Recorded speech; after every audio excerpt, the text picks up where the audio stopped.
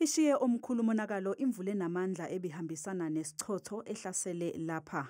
Iphephule uphahla lwezindlu abebehlala kulesi sakhiwo baphume bayobhaca endaweni zesikhashana.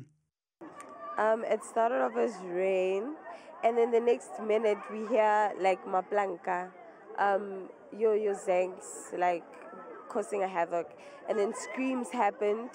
The next day we couldn't go outside because obviously it's chaotic. Ibalelwa emashumini amahlanu imindeni esale Dengwane ehlala kulesi sakhiwo. Uhulumeni wesifundazwe unikele kule ndawo khona namhlanje abapheshukelwe uphahla banikwa indawo yokufihla ikhanda. Everybody who are affected on this side, we are going to move those people this side, but only people bako Dimo.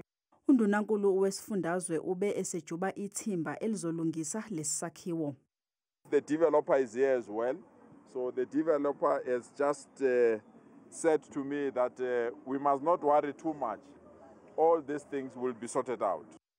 Kulimale abantu abangaphezu kwama-20 abaphuthunyiswe emtholampilo. People mall and they were injured. All of them, they were attended to. All of them, they are safe. Ababhekele isimo sezulu asikho esexwayiso semvula enamandla abasikhiphile okwamanje.